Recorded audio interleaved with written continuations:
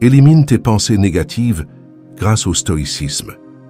Tes pensées négatives ne sont pas anodines. Elles t'empoisonnent, elles sabotent tes décisions, elles t'empêchent d'avancer. Elles transforment chaque opportunité en menace, chaque incertitude en peur, chaque silence en anxiété. Et pourtant, elles ne sont pas réelles. Ce ne sont que des ombres, des illusions créées par ton esprit. Mais dis-moi, combien de fois t'es-tu laissé submerger par une peur qui, au final, n'avait aucune raison d'être? Combien de fois as-tu laissé un simple doute se transformer en certitude destructrice? Ces pensées ne viennent pas de nulle part. Elles ont été programmées en toi, par ton passé, ton environnement, tes expériences. Et tant que tu ne les reprogrammes pas, elles te contrôleront. Regarde autour de toi. Qui sont les plus forts, les plus sereins, les plus accomplis? Ce ne sont pas ceux qui se laissent envahir par leurs pensées. Ce sont ceux qui les dominent. Ce sont ceux qui ne réagissent pas à chaque peur, qui ne laissent pas chaque doute diriger leur vie. Ils ont compris une chose essentielle. Une pensée n'est pas une vérité. C'est un choix. Et c'est exactement ce que nous allons faire aujourd'hui. Nous allons démonter une par une ces pensées toxiques. Nous allons les exposer à la lumière de la raison, les confronter aux principes des grands sages stoïciens et les éradiquer, parce que tu n'es pas destiné à être l'esclave de tes pensées. Si tu es prêt à détruire les schémas qui te freinent et à remplacer l'anxiété par une maîtrise absolue, alors reste bien jusqu'au bout. Mais avant de commencer, assure-toi d'être abonné, d'activer la cloche pour ne rien manquer, de liker cette vidéo et surtout de partager en commentaire. Quelle est la pensée négative qui te revient le plus souvent et que tu aimerais éliminer pour toujours? Maintenant, ouvrons les yeux ensemble.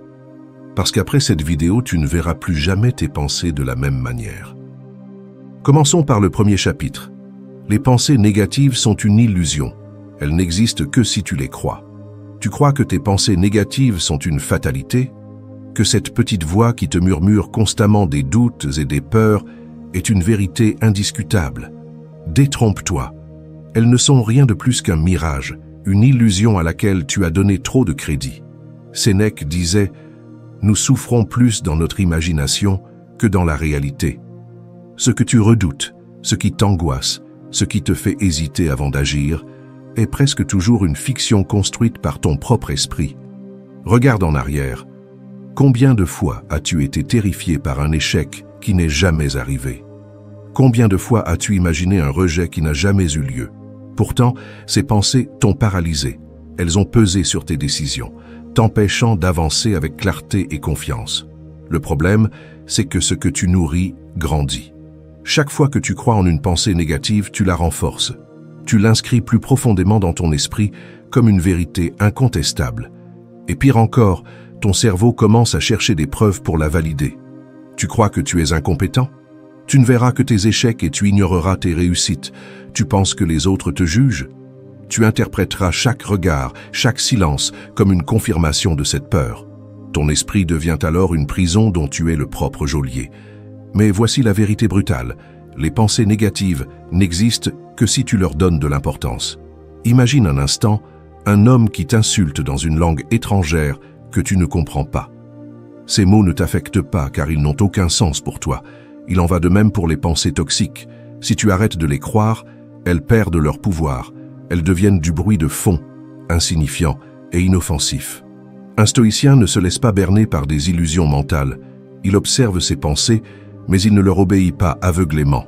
Il sait que la majorité des angoisses ne sont que des ombres projetées sur le mur de son esprit, alors il les traverse avec lucidité, sans les laisser dicter ses actes.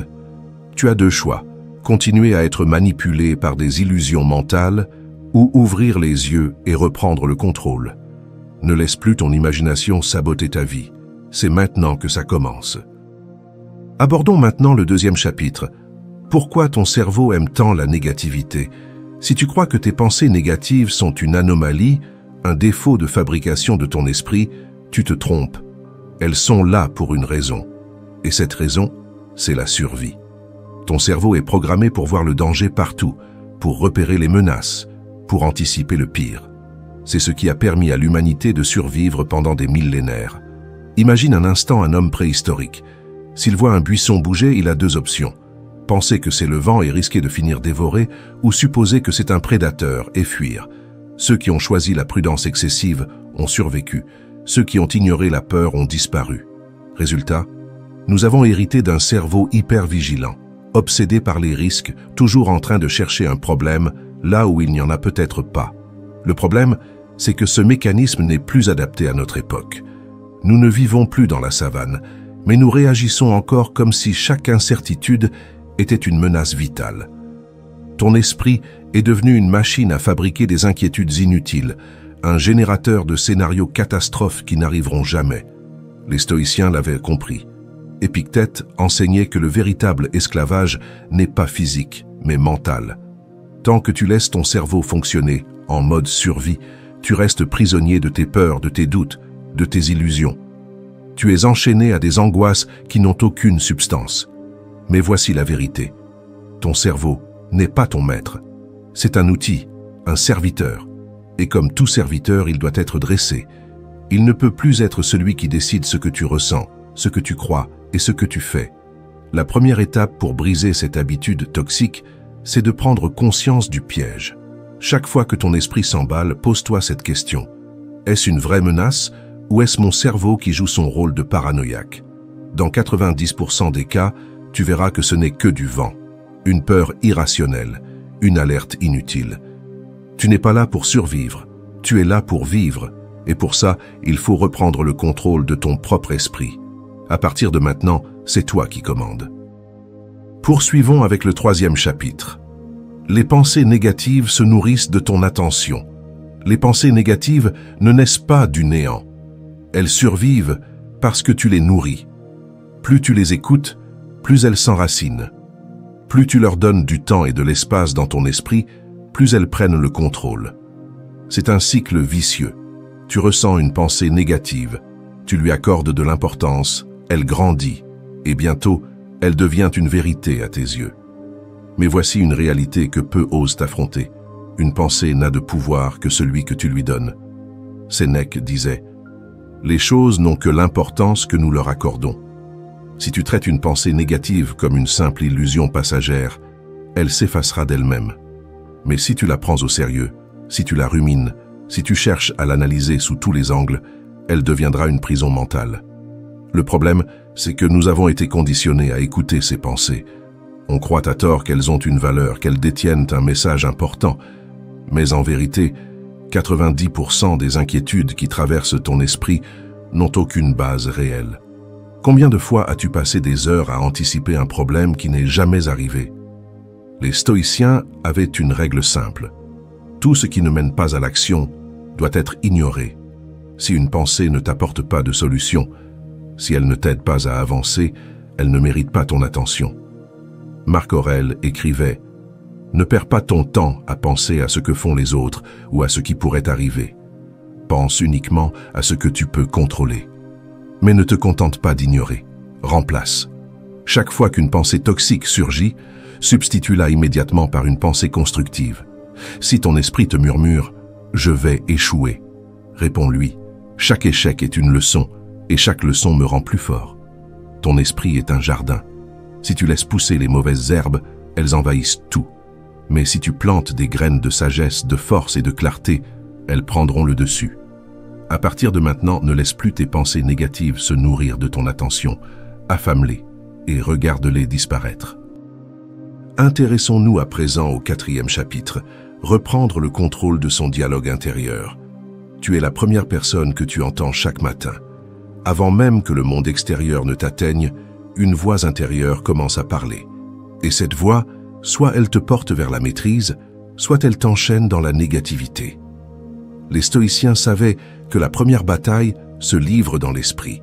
Si tu ne contrôles pas ton dialogue intérieur, alors tu es à la merci de n'importe quelle pensée parasite. Chaque jour, tu te parles.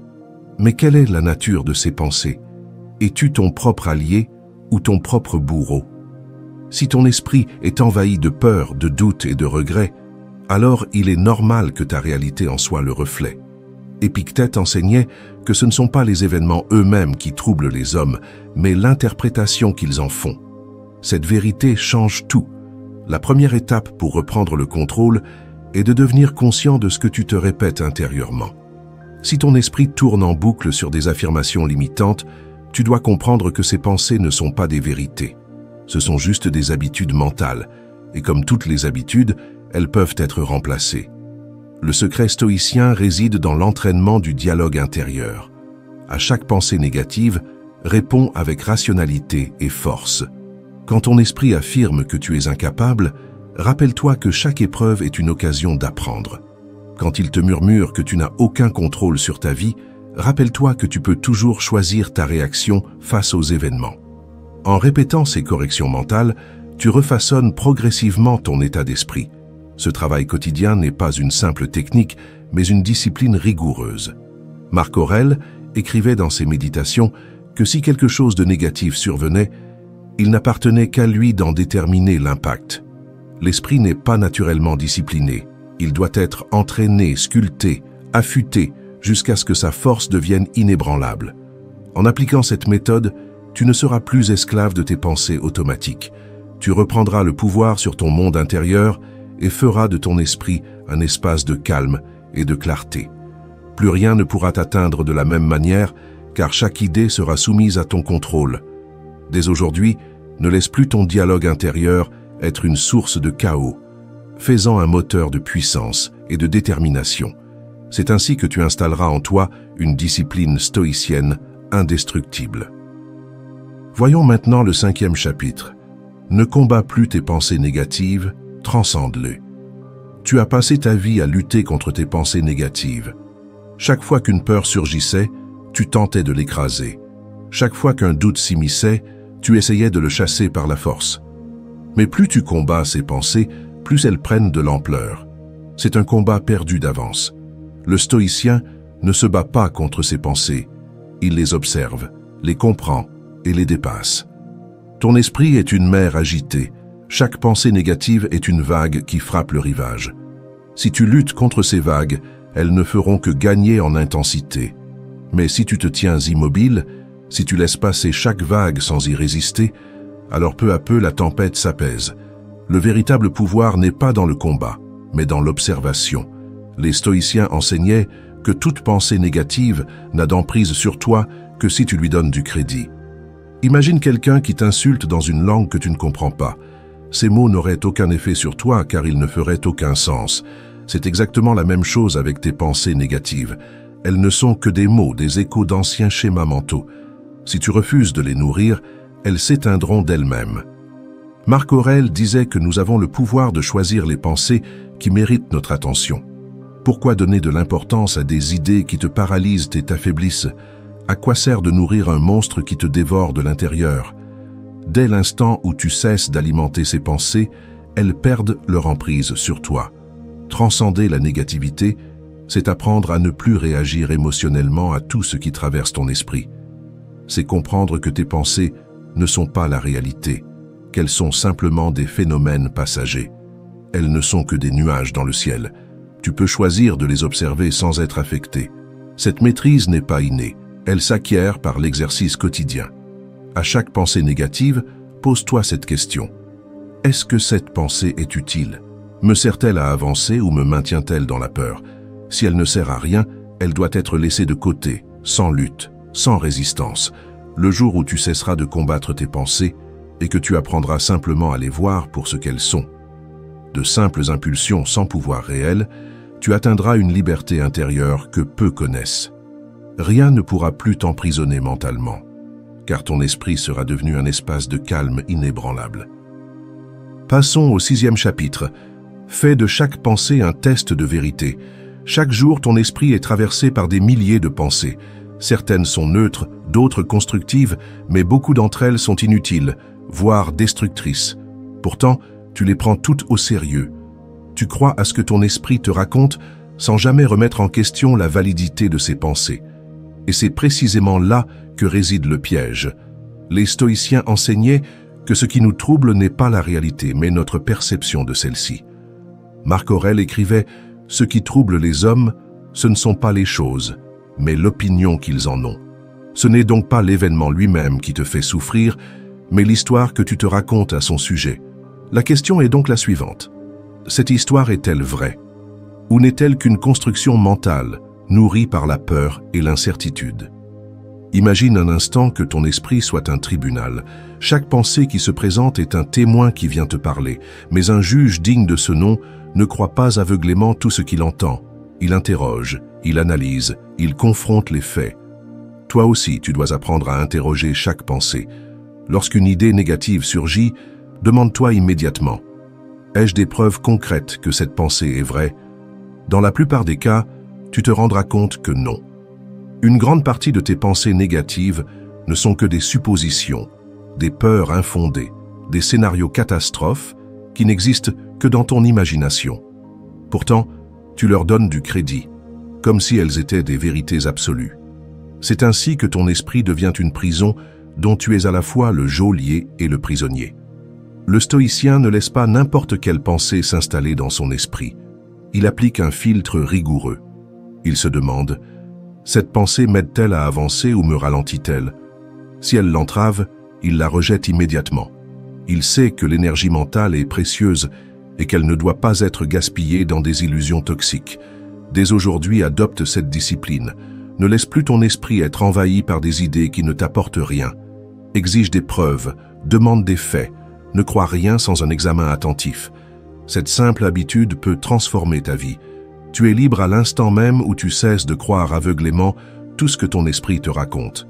Alors, choisis de filtrer, choisis de remettre en question, choisis d'exiger la vérité. C'est ainsi que tu construis une force mentale indestructible. Dirigeons-nous vers le 7e chapitre. Ne laisse plus les autres contaminer ton esprit. Ton esprit est un sanctuaire, mais il est envahi en permanence. Les opinions des autres, les critiques, les jugements, les informations négatives. Tout ce qui t'entoure façonne tes pensées sans que tu t'en rendes compte.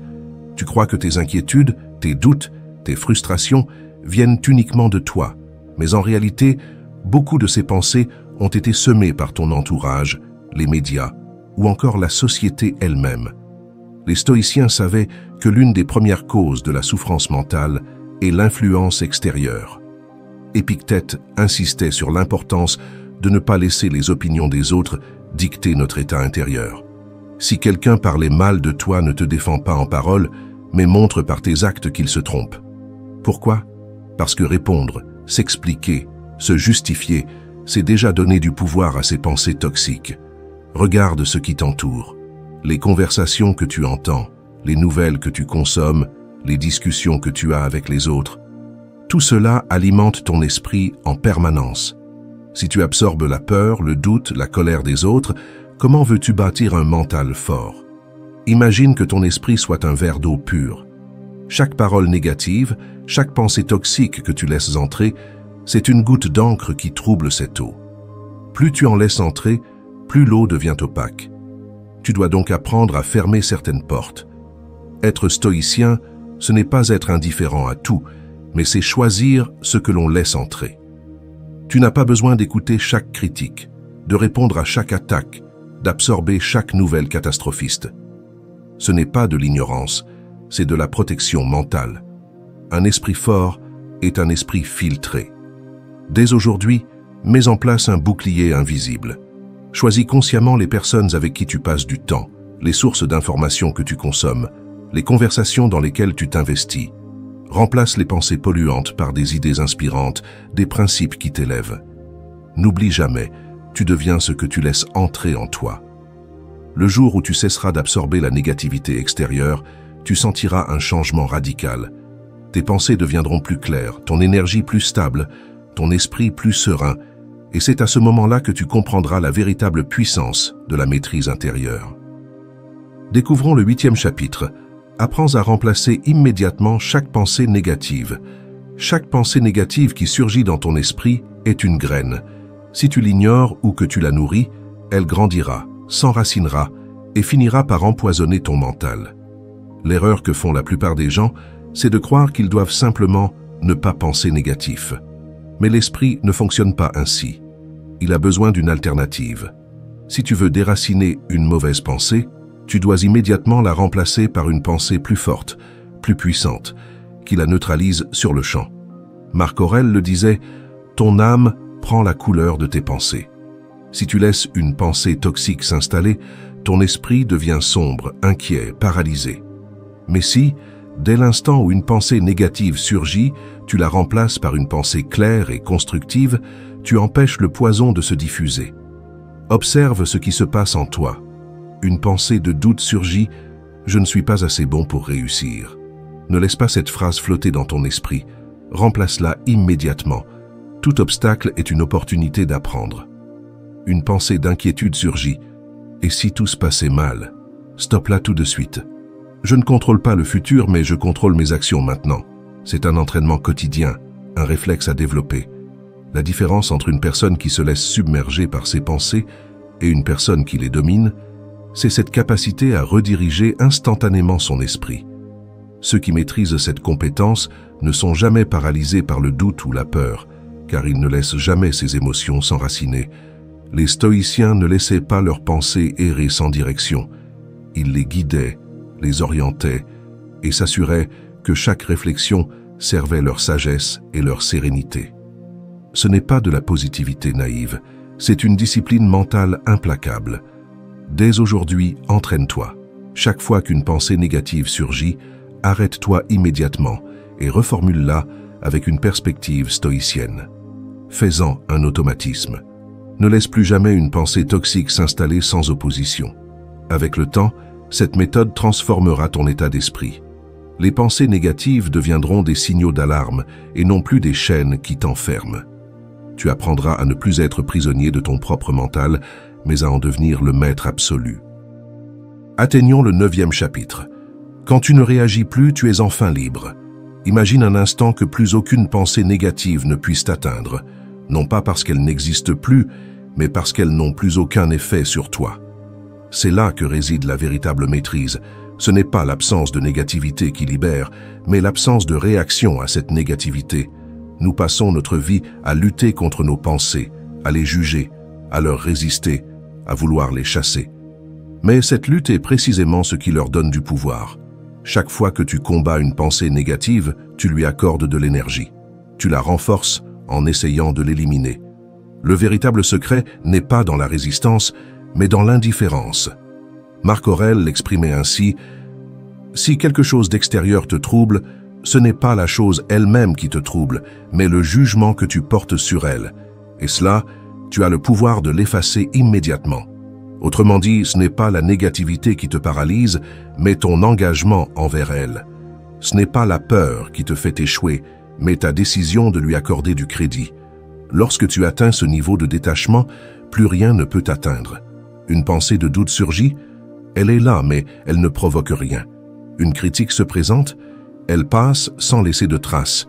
Une peur tente de s'installer, elle ne trouve plus d'espace pour grandir. C'est ainsi que tu deviens une force inébranlable. Les stoïciens enseignaient cette posture suprême, observer sans absorber, ressentir sans se laisser emporter. Ce n'est pas une absence d'émotion, c'est une maîtrise totale. Ce n'est pas ignorer la réalité, c'est ne plus lui donner d'impact lorsqu'elle ne mérite pas ton attention. Imagine la sérénité d'un homme qui ne craint plus aucune attaque mentale, d'un esprit qui n'est plus vulnérable aux fluctuations de la vie. Ce niveau de contrôle est atteignable et il commence par une décision, celle de ne plus être esclave de ton propre mental. À partir de maintenant, cesse de réagir. Observe tes pensées comme un spectateur détaché et lucide. Ne leur donne plus d'importance, ne les nourris plus et regarde comme elles perdent leur emprise sur toi. Plus tu restes impassible, plus elles s'effacent d'elles-mêmes.